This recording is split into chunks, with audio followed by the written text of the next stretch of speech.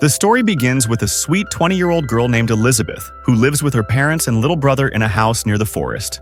Every day, on her way to college, Elizabeth crosses the dense woods that line the main road. One day, after college ends, Elizabeth is walking home with her boyfriend and her female friend. Suddenly, her boyfriend's brother drives up in a car. Her boyfriend and friend hop in, leaving Elizabeth to walk home alone. She starts walking along the deserted road, unaware that today her life is about to take the darkest turn imaginable. The thick forest looms on either side of her, silent and unsettling. As she walks, a man dressed in a police uniform suddenly steps out from the woods and calls her over. His name is Vincent. Speaking harshly, he claims, "I'm a police officer. There's illegal drug activity happening near your home. I need to take you in for questioning."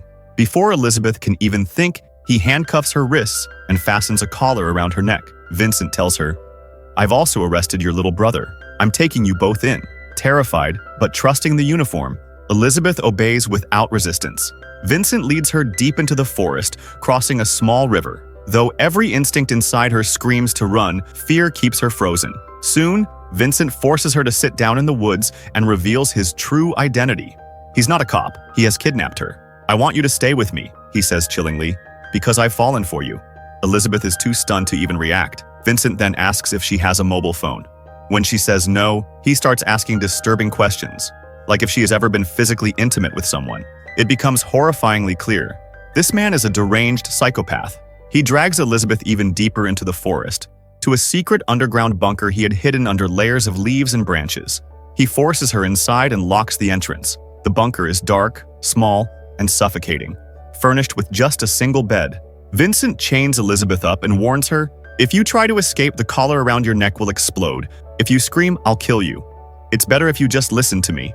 Now completely trapped, Elizabeth breaks down into heart-wrenching sobs. Meanwhile, back at home, Elizabeth's mother grows anxious when her daughter doesn't return. Dropping everything, she rushes home and frantically searches the area. She calls Elizabeth's friends, but no one knows anything. Panic grips her heart. With the help of Elizabeth's friend, her mother heads into the forest to search. Her little brother calls out Elizabeth's name over and over, but the woods answer only with silence. By nightfall, her desperate parents still have no sign of their beloved daughter. When Elizabeth's parents fail to find her by nightfall, they rush home and immediately call the police. A police officer arrives and registers her missing report. He questions the neighbors and searches nearby areas, but finds no clue. At first, the police don't take the case seriously. They assume Elizabeth must have gone to a friend's or her boyfriend's house and would return soon. But when she still doesn't come back the next day, the officers visit her college and speak to her female friend and boyfriend. They reveal that they had dropped Elizabeth near the main road and left. Realizing the situation is serious, the police and her family begin searching the dense jungle thoroughly, but Elizabeth remains missing. Meanwhile, Elizabeth has been trapped in the underground bunker for 2 long, terrifying days. Tears streaming down her face, she cries for her family, desperate to escape, but Vincent tells her coldly, "You can't run. I've planted explosives all around this area. One wrong step, and you'll be blown apart. And even if you somehow escape," he sneers, "I'll go straight to your house and kill your little brother." Frozen in terror, Elizabeth is forced to obey. Trying to keep her calm, Vincent offers her some noodles, but Elizabeth refuses to eat. This angers him, and he threatens, "If you don't listen, I'll have to hurt you, and I don't want to do that." It becomes painfully clear to Elizabeth, Vincent isn't just dangerous. He's deeply disturbed. He doesn't want to hurt her. He wants to keep her here forever. The bunker, carefully prepared beforehand, has everything needed for survival: a television, a toilet, a gas stove, and plenty of food supplies. Elizabeth realizes that to survive, she must play along. For now, on the 3rd day, as Elizabeth reluctantly eats her noodles, she suddenly hears voices outside. Her father and some friends are nearby, searching. Elizabeth's heart pounds with hope, but Vincent grabs her, clamps his hand over her mouth, and holds a gun to her head. From outside, no one notices the hidden bunker, carefully camouflaged under dead leaves. That evening, Vincent and Elizabeth watch the news on TV. The entire town has been mobilized to find her. Helicopters sweep over the forests, and search parties comb through the trees. Seeing her parents' anguished faces on the screen breaks Elizabeth's heart. When Vincent hears helicopters overhead, he quickly covers both himself and Elizabeth in aluminum foil-like material, shielding them from heat detectors. The police fly right over them without detecting a thing. On the 4th day, Vincent tries to gain Elizabeth's sympathy. He tells her a fabricated story, that he was once married and deeply in love, But his wife falsely accused him of assault. Running from the law, he built this bunker to hide. He wanted revenge, but his wife fled the country. And then he saw Elizabeth and fell in love with her. Vincent even shows her his weapon, a fake gun, capable of hurting but not killing. Through all the emotional and physical abuse, Elizabeth refuses to break. She knows her only way out is through his twisted mind. So she begins to play along, talking sweetly, pretending to care. 5 days have now passed, still no rescue, still no escape. One night, while Vincent sleeps beside her, Elizabeth carefully shifts out of bed. Her heart pounds wildly as she stretches toward the fake gun lying on the nearby table. Her fingers tremble just inches away from the weapon, but around Elizabeth's neck, a heavy chain kept her tied. No matter how hard she tried, she just couldn't reach the gun. And suddenly, Vincent's eyes snapped open. "What are you doing?"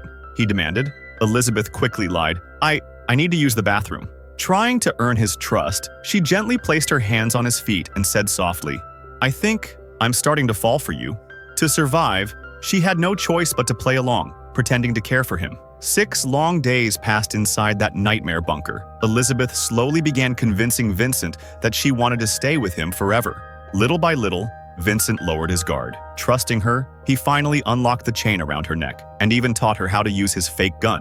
One night, Vincent took Elizabeth outside, her hands still cuffed, to a hidden old car filled with supplies.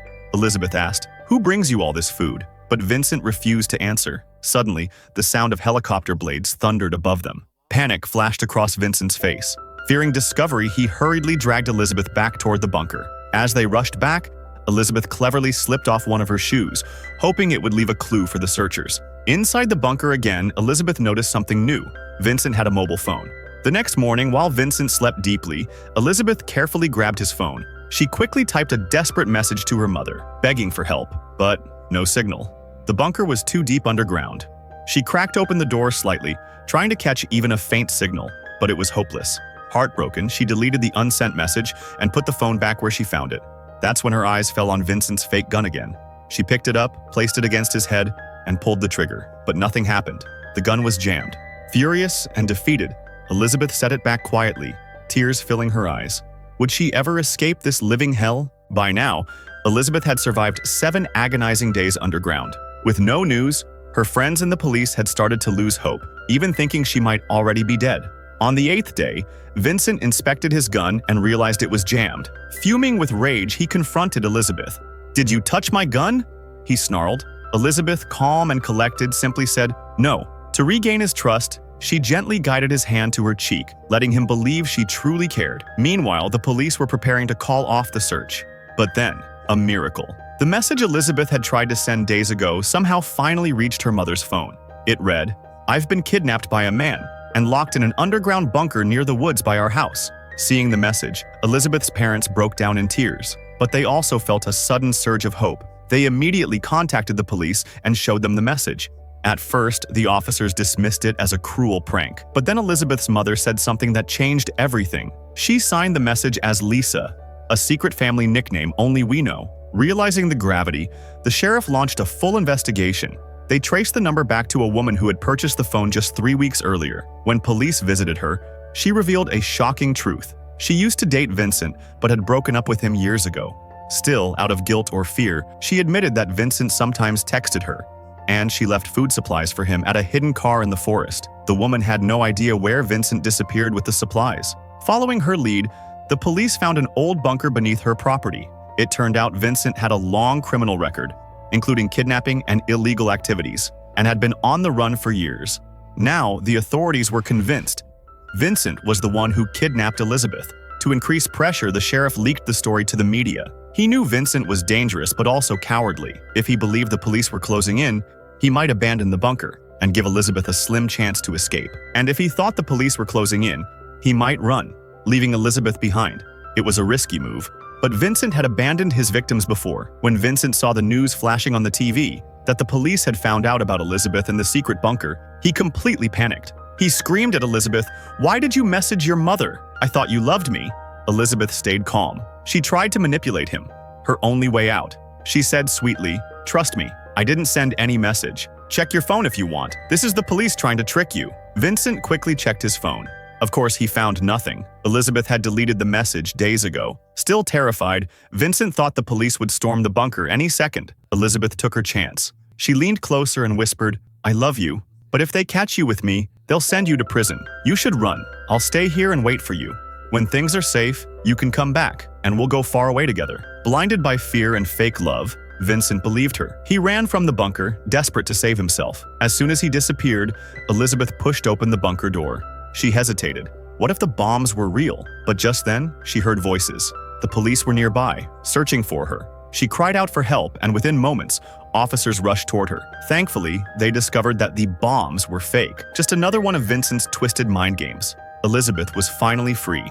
After 10 harrowing days, she was reunited with her family. They sobbed as they hugged her tightly, unable to believe she was back safe. In the following days, the police finally captured Vincent, and in court, justice was served. Vincent was sentenced to 421 years in prison for kidnapping, assault, and multiple illegal activities. As for Elizabeth, she began the slow, painful journey of healing. The strength and intelligence she showed against a dangerous psychopath became an inspiration for many. And with that, this harrowing yet inspiring story comes to an end. What would you have done if you were in Elizabeth's place? Share your thoughts in the comments below. Like, share, and subscribe. Press the bell icon so you never miss the next intense story.